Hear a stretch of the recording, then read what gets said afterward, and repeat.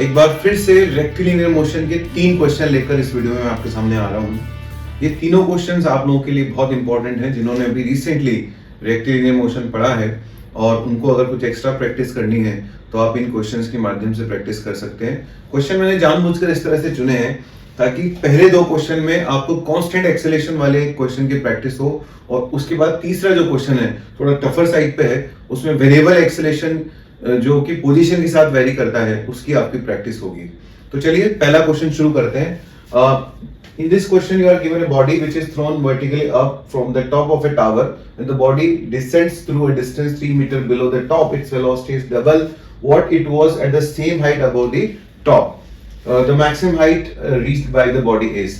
तो जैसा कि आप देख पा रहे हैं किसी टावर से आपने एक ऑब्जेक्ट को फेंका है और वो जो ऑब्जेक्ट है वो ऑब्जेक्ट जब टावर से 3 मीटर की हाइट पे था तो उसकी कुछ वेलोसिटी रही होगी और 3 मीटर की डेप्थ पे जब वो आ जाता है तो उसकी जो वेलोसिटी है वो यहाँ की वेलोसिटी के डबल हो जाती है। So let me assume that initial velocity is u and velocity at 3 metre height is v। ये कुछ इस तरह से जाके बॉडी आएगी। तो as per the given condition, this height is 3 meter and if this depth is 3 meter, then velocity at a depth 3 meter will be double of the velocity at height 3 meter. यानी कि यहाँ की जो velocity है वहां की velocity की double है। तो एक इक्वेशन तो बच्चों हम यहाँ और यहाँ के बीच में लगा सकते हैं। I can write 2v square is equal to v square plus 2 minus g into minus 6। मैंने नीचे की तरफ माइनस मान लिया, ऊपर की तरफ प्लस मान लिया। We can solve it. You'll get 3v square is equal to 12 times g.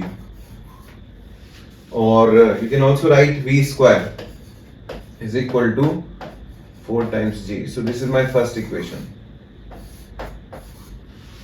So with one information which is given to me, information is very simple.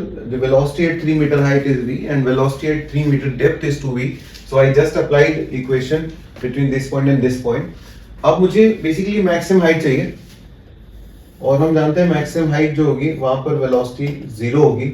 maximum height पे velocity 0 होगी तो मैं डायरेक्ट यहाँ से लेकर वहां के बीच में इक्वेशन लगा सकता हूँ। 0 square is equal to u square minus 2gh.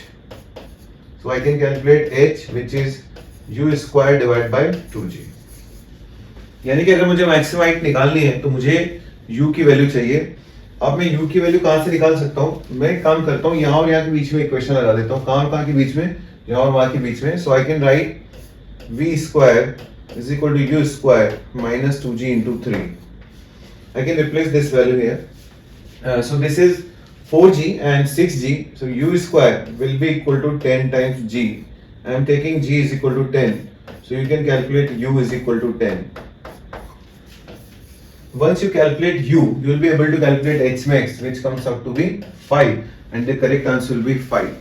5 meters the maximum height attained by this body above the tower. तो ये क्वेश्चन था बच्चों जस्ट प्रैक्टिस के लिए, मोशन डर gravity which is motion with uniform acceleration. तो एक थोड़ा सा क्या होता है कि बार बच्चों को शुरुआत में लैंग्वेज की प्रॉब्लम आती है। अब उस लैंग्वेज को आपको कैसे समझना है, क्या उसको प्रेडिक्ट करना है, उससे क्वेश्चन को किस तरह से आपको बनाना है, वो आप इन क्वेश्चंस के माध्यम से सीख सकते हैं। तो सब कुछ दिया हुआ था, एक टावर है, उसके ऊपर 3 मीटर हाइट पे वेलोसिटी कुछ है और 3 मीटर डेप्थ पे उसकी डबल है। आपको वेरिएबल्स क्रिएट करने होते हैं, स्कीमेटिक बनाना होता है और बस इक्वेशंस लिखनी होती है। जो भी इंपॉर्टेंट रूल्स हैं वो सब लगाने होते हैं, लिखने होते हैं, बाकी क्वेश्चंस ऑटोमेटिकली हो जाता है। जैसे कि आगे बढ़ने पर आप न्यूटन्स लॉ पढ़ोगे तो वहां पे न्यूटन्स लॉ आपको लगाना होता है। उससे थोड़ा और आगे बढ़ोगे, सेंटर ऑफ मास पढ़ोगे, वर्क पावर एनर्जी पढ़ोगे। तो जो कॉन्सेप्ट्स आपको बताए जाते हैं, एक स्कीमेटिक बनाया, क्वेश्चन में क्या लिखा है, डेटा लिखे और जो इंफॉर्मेशन आपके पास अवेलेबल है उसको यूज करते हुए फिजिक्स के कॉन्सेप्ट आप लगाइए, आगे बढ़िए, क्वेश्चन आराम से सॉल्व होगा। अगला क्वेश्चन देखिए, ये भी एक अच्छा क्वेश्चन है। A body starts from rest and moves in n seconds with a uniform acceleration a. Its velocity after n seconds is 8. The displacement of the body in the last 3 seconds is 15 meters. तो 15 metre last 3 second का displacement है, body constant acceleration से चलती है। इस question को मैं graph से भी कर सकता हूं, if I draw velocity versus time diagram. क्या क्या दे रखा है एक बार फिर से देख लेते हैं। इसका एक्सेलरेशन कांस्टेंट है a, रेस्ट से स्टार्ट होता है n सेकंड के एंड पे इसकी जो वेलोसिटी है वो आपको दे दी जाती है 8। तो अपन ऐसे बोल सकते हैं कि इसका जो एक्सेलरेशन है वो कैलकुलेट कर सकते हैं हम लोग। एक्चुअली इसका जो एक्सेलरेशन होता है वो इसका स्लोप होता है। So if this angle is theta then you know tan theta is equal to a. It is given that velocity at the end of nth second is 8 meter per second. So this is 8 meter per second. This is nth second. It is also given that in last 3 seconds the distance traveled is 15 meters. So if this is n, this will be n minus 3, and during last 3 seconds this will be the distance traveled as well as displacement. आप फायदा उठा सकते हैं इसका, आप बता सकते हो कि ये जो हाइट होगी this will be a into n minus 3. This height will be a into n. So if you want to calculate area of this trapezium, which is actually displacement in the last 3 seconds, this area which is given to you 15 is equal to half into an plus a into n minus 3 multiplied by 3. Which formula I am using? U plus v divided by 2 into time. This formula is applicable only when acceleration is uniform. So whenever acceleration is uniform, you can just write down v average into time for displacement. तो ये था बच्चों displacement. अब इसमें देखो आपको क्या क्या दे रखा है वो देख लेते हैं एक बार। आपको a into n की वैल्यू दे रखी है 8, ये आपको 8 दे रखा है। देखते हैं कहाँ जरूरत पड़ती है। सबसे पहले तो यहाँ इसको थोड़ा सॉल्व कर लेते हैं। This will be 5, so 10 is equal to 2an minus 3a। an की वैल्यू आपको दे रखी है 8, so you can say 16 minus 10 is equal to 3 times a, and when you'll solve it you'll get a is equal to 2 meter per second square. So acceleration of that body is 2 meter per second square. इसके बाद आपसे कुछ भी पूछा जाए आप किसी भी मोमेंट की वेलोसिटी बता सकते हो, किसी भी ड्यूरेशन का डिस्प्लेसमेंट बता सकते हो, और भी कोई चीज अगर आपसे इसमें पूछी जाए तो वो आप रेडी करके बता सकते हो। Moving to the last and the interesting question, जो कि वेरिएबल एक्सेलरेशन का क्वेश्चन है, और ज्यादातर जनता को दिक्कत इसी में आती है, क्योंकि जब वेरिएबल एक्सेलरेशन आता है तो उनको करना पड़ता है इंटीग्रेशन। और कई बार क्या होता है बच्चे इंटीग्रेशन कंफर्टेबल नहीं होते, उनको इंटीग्रेशन आता है फिर वो समझ नहीं पाते कि इसमें करना क्या है। तो देखो बच्चों, आपके पास एक पार्टिकल है 10⁻⁻² kg का। ये पार्टिकल एक्स एक्सिस के अलोंग चल रहा है, पॉजिटिव एक्स एक्सिस के अलोंग चल रहा है, और ये स्टार्ट होता है x=1 से। इसका मतलब आप टेंटेटिव इसका एक स्कीमेटिक बना सकते हैं। It is starting from x=1, right. इसके ऊपर फोर्स लग रहा है पीछे की तरफ, फोर्स लग रहा है पीछे की तरफ। इससे आप अंदाजा लगा सकते हो कि इसकी वेलोसिटी पॉजिटिव नहीं आएगी, नेगेटिव डायरेक्शन में आएगी। आपको डेटा बहुत अच्छे दे रखे हैं, k की वैल्यू दे रखी है 10⁻⁻²। इससे आप एक्सेलरेशन निकाल सकते हैं। एक्सेलरेशन होता है force upon mass, mass is also 10⁻⁻²।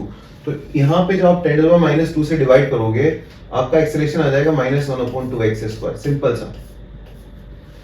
But ये इतना सिंपल नहीं है, because this is not a constant acceleration, this is a variable acceleration and you need to integrate it for solving. और सॉल्व होने के बाद भी जो सबसे बड़ी दिक्कत आती है इस क्वेश्चन में वो ये आती है कि इसका इंटीग्रेशन आगे जाकर थोड़ा सा ट्रिग्नोमेट्रिक सब्स्टिट्यूशन से होता है। तो देखते हैं आगे। तो बच्चों सबसे पहले तो देखो ये एक्सेलरेशन किसका फंक्शन है, ये टाइम का फंक्शन है या पोजीशन का फंक्शन है? ये पोजीशन का फंक्शन है। So I can write this is equal to v dv/dx। If it is function of time, I should write dv/dt. If it is a function of position, I should write v dv/dx, and I can integrate both sides. 1/2 1/x² into dx is equal to v dv। Limit लगाते हैं। इधर limit लगेगी बच्चों 1 से लेकर x तक, और इधर लिमिट लगेगी 0 से लेकर v तक। 1 से लेकर x तक क्यों? Because we are starting from 1 and we are going somewhere x, तो मुझे किसी जनरल x पर इसकी वेलोसिटी बतानी है। आगे बढ़ते हैं। तो इसको जब मैं इंटीग्रेट करूंगा, गायब हो गया,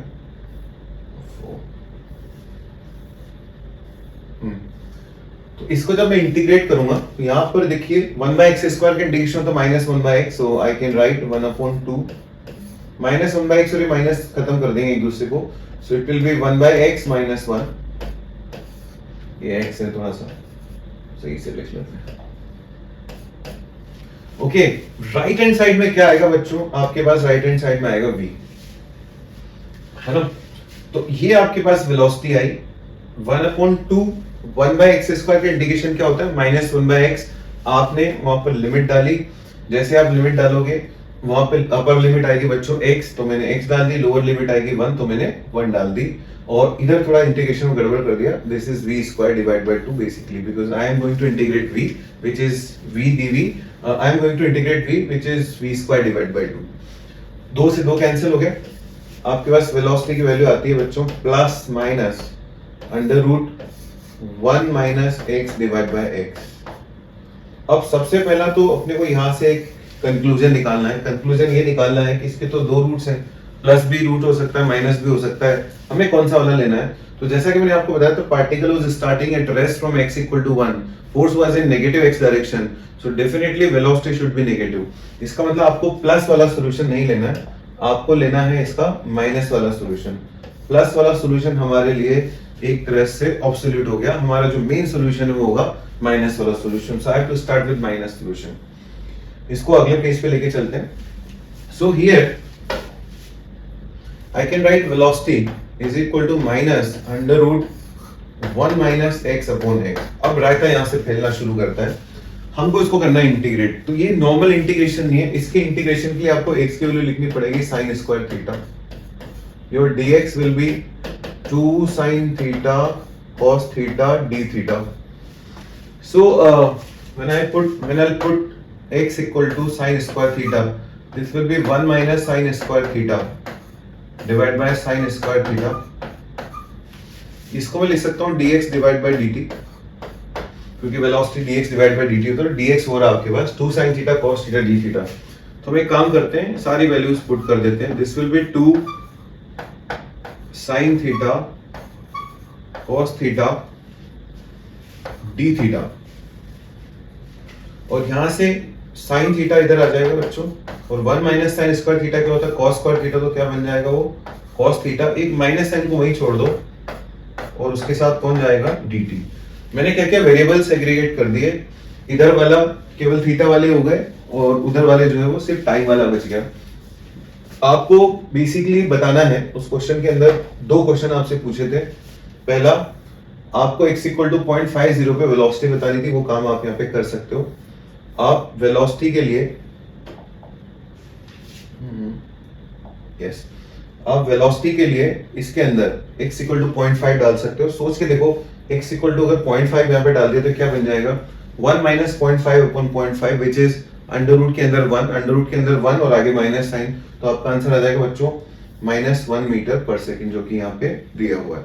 अब आपको बताना है कि वो कौन सा टाइम है जब वो x = 0.25 पे पहुंच जाएगा। ये सारी मशक्कत उसी बात की थी कि हम x = 0.25 पे कब पहुंचेंगे बताना है।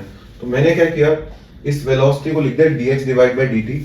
इजीली सॉल्व नहीं हो रहा था, तो मैंने यहाँ पे सब्स्टिट्यूशन किया, x = sin² theta, dx is 2 sin theta cos theta, so I replace the value of dx, I replace the value of x, and I landed at this point। अब मुझे इसको इंटीग्रेट करना है, मुझे बेसिकली बताना है कि t = 0 से लेकर वो कौन सा टाइम है जब वो बॉडी x = 1 से लेकर 0.25 तक आ जाएगी। तो मुझे यहाँ पर लिमिट लगाना है, बट वो लिमिट का डिसीजन जो होगा वो x की इनिशियल वैल्यू और फाइनल वैल्यू से होगा। तो आप देखिए, जब x की वैल्यू 1 है तो sin थीटा कितना आना चाहिए बच्चों, सॉरी हाँ, तो x की वैल्यू 1 है तो sin थीटा आना चाहिए आपका 1, इसका मतलब थीटा कितना आना चाहिए π/2। जब x की वैल्यू 1/4 है, बिकॉज हमें यही जानना है कि 1/4 पे कब जाएगा, तो आपका sin² थीटा जो है वो 1/4 है, तो sin थीटा क्या आ जाएगा 1/2।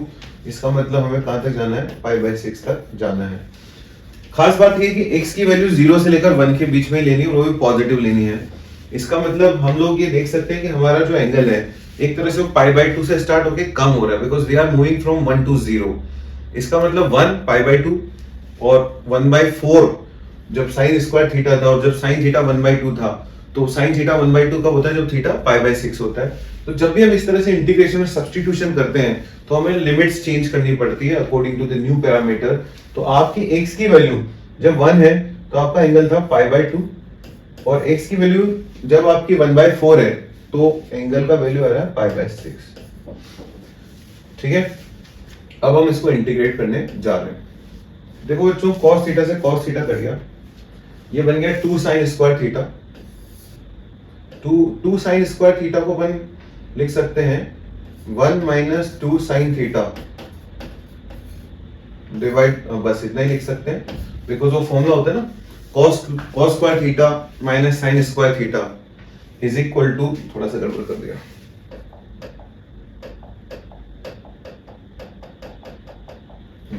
मैं यहाँ फॉर्मूला ही लिख देता हूँ, मैं खुद भी भूल जाता हूँ कई बार। तो cos 2 थीटा होता है 1 माइनस 2 sin स्क्वायर थीटा, है ना। इसको अपन ऐसे भी लिख सकते हैं, this is 2 cos square theta minus 1। इसका मतलब मैं चाहूं तो 2 sin स्क्वायर थीटा की जगह लिख सकता हूँ 1 minus cos 2 theta d theta integration from π/2 to π/6। अभी हमारा इंटीग्रेशन थोड़ा सा इजी हो गया क्योंकि cos थीटा से cos थीटा कट गया और मेरे पास बचा 2 sin स्क्वायर थीटा, जिसको मैं 1 माइनस 2 cos 2 थीटा लिख सकता हूं, और राइट हैंड साइड में मेरे पास क्या बचेगा बच्चों, -3। अब हम इसको आराम से इंटीग्रेट कर सकते हैं बच्चों। 1 का इंटीग्रेशन होता है थीटा, जहां पे लिमिट डलेगी आपकी π/2 से लेकर π/6 तक। cos 2 थीटा का इंटीग्रेशन होता है sin 2 थीटा डिवाइड बाय 2, जहां पर इंटीग्रेशन की लिमिट लगेगी π/2 से लेकर π/6 तक, और यहाँ पे -3। हम लोग इन लिमिट्स को डाल करके देखते हैं हमारी वैल्यू क्या आती है। देखो π/6 माइनस π/2, ऊपर वाली लिमिट आएगी π/6, नीचे वाली आएगी π/2, दोनों का डिफरेंस आता है π/3, बट ये माइनस π/3 आएगा क्योंकि आप छोटी में से बड़ी वैल्यू को घटा रहे हैं, -1/2। एक बार यहाँ पर हम लोग π/6 डालेंगे तो that will be sin π/3, sin π/3 is √3 divide by 2। एक बार यहाँ पे बच्चों π/2 डालेंगे, π/2 डालने पे बनेगा sin π which is 0 and there is already minus sine. अब इस सारे माइनस को हम काट देते हैं तो हमारा जो टाइम का फाइनल आंसर आता है वो आता है आपका π/3 प्लस √3 डिवाइड बाय 4। एक बार चेक कर लेते हैं, मैंने वहां पे आंसर लिखा हुआ था π/3 plus √3/4। So this is perfect answer. और इस क्वेश्चन में आपने जो सीखने वाली बात है वो ये है कि हम लोग कैसे क्वेश्चन को पहले बात तो फ्रेम करें, किस तरह से उसका स्कीमेटिक बनाएं, किस तरह से उसके डेटा को इस्तेमाल करें, उसके डेटा से हम क्या प्रेडिक्ट करें। जैसे कि इसका एक्सेलरेशन वेरिएबल था तो ऐसा नहीं आप सीधा v बराबर u प्लस at लगा दें। वेरिएबल एक्सेलरेशन था तो either you have to write dv by dt और you have to write v dv by dx। Since it was function of position, so I have written v dv by dx. Then it is simple integration. Integration करने के बाद आपको जैसे एक step I थी जहां पे प्लस वेलोसिटी लूं या माइनस लूं, थोड़ा लॉजिक लगाना पड़ेगा। पार्टिकल रेस्ट से स्टार्ट हो रहा है, फोर्स नेगेटिव डायरेक्शन में है, इसका मतलब वेलोसिटी पॉजिटिव कैसे हो सकती है। So you should consider negative option. तो नेगेटिव वेलोसिटी फिर मैं आगे बढ़ा और फिर आपने देखा कि उससे आगे बढ़ने के बाद फिर उसके बाद फिर मेहनत थी यहाँ पे, क्योंकि ये इजी इंटीग्रेशन नहीं है। यहाँ पर मुझे x की वैल्यू को sin स्क्वायर थीटा रखना पड़ा। अब कुछ बच्चे सोच सकते हैं कि साहब आपके दिमाग में कैसे आया sin स्क्वायर थीटा, तो थोड़ा सा इसको फंक्शन को आप देखोगे ना तो आपको अपने आप आइडिया आएगा कि अगर sin स्क्वायर थीटा रखेंगे तो ये 1 minus sin square cos square बन जाएगा और नीचे आपका sin स्क्वायर आ जाएगा, तो इजीली अंडर रूट आपका जो है सॉल्व हो जाएगा। अगर आप कुछ और रखते हैं जैसे tan स्क्वायर रखते हैं तो 1 minus tan square is not like, उससे कुछ ऐसा फंक्शन नहीं बनेगा जो इजीली अंडर रूट के बाहर निकल गया है। तो ये सब प्रैक्टिस से आता है बच्चों। तो मेरा सजेशन है कि रेक्टिलिनियर मोशन जब आप पढ़ रहे हैं और उसके बाद आगे जैसे प्रोजेक्टाइल पढ़ेंगे, रिलेटिव पढ़ेंगे, तो इसके लिए थोड़ा सा आप इंटीग्रेशन डिफरेंशिएशन जो है इनको रिवाइज करके रखिए। Stay in touch, good luck, thank you very much.